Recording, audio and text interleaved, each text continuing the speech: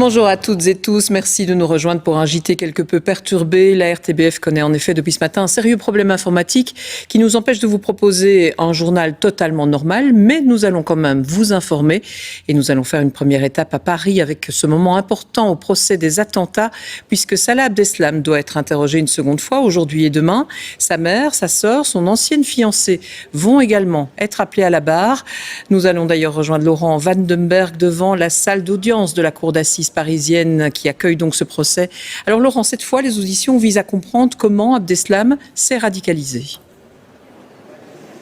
Oui, exactement. Comment ce jeune Molenbeekois qui aimait boire, fumer et sortir a tourné le dos à cette vie finalement jusqu'à devenir, comme il le dit, un combattant de l'État islamique. À coup sûr, on va remonter le temps lors de cette audition jusqu'à l'époque du café Les Béguines où Salah Abdeslam et son frère Brahim consultaient des vidéos de propagande de l'État islamique. Alors, 3 thèmes seront abordés pendant cet interrogatoire. Eh bien, la radicalisation, son rapport à la religion et enfin les préparatifs des attentats.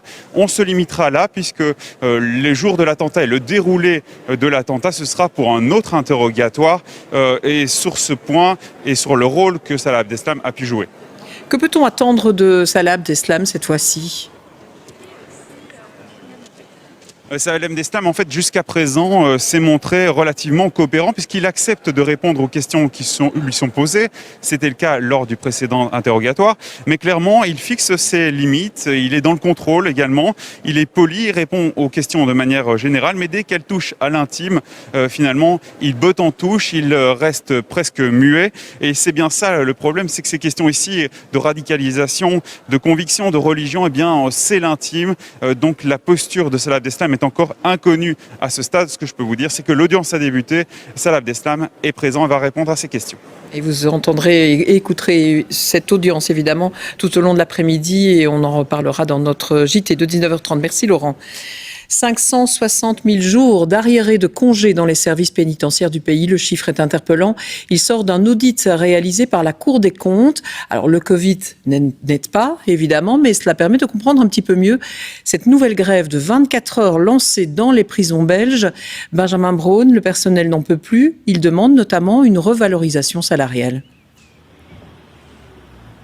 Oui, effectivement, Véronique, c'est une grève qui est menée dans l'ensemble des services publics fédéraux. C'est une grève tournante et donc c'est désormais autour des prisons depuis hier soir 22h et jusqu'à ce soir 22h, une grève de 24 heures. Donc avec cette revendication centrale pour une revalorisation salariale. Il faut dire que les barèmes n'ont plus été revus depuis 2002. Cela fait donc 20 ans qu'on n'a plus touché au salaire dans les prisons. Ils réclament également un vrai 13e mois, un 13e mois qui correspond à un mois de traitement ainsi qu'à des chèques repas. Il faut dire que les prisons, ce n'est pas un service public comme les autres. On le sait, ils sont confrontés depuis de très nombreuses années, notamment à cette surpopulation qui complique les conditions de travail ainsi qu'à un manque de personnel chronique. Un contexte donc très particulier pour cette grève, plutôt calme mais plutôt bien suivie un peu partout dans les établissements pénitentiaires du pays. Voilà pour ces précisions en direct de Jamiou. Merci beaucoup Benjamin.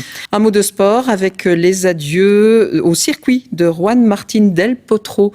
Le tennisman argentin met en effet un terme à sa carrière à l'âge de 33 ans. C'est en larmes d'ailleurs qu'il a dit au revoir à son public lors d'un tournoi à Buenos Aires.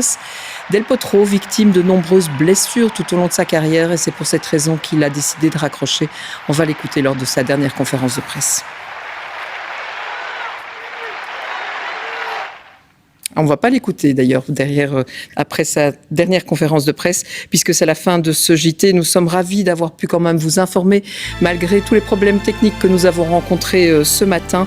Merci de votre fidélité en tout cas. Tout de suite la météo et puis l'émission Affaires conclues. Belle fin de journée à tous. À demain, même heure, même chaîne.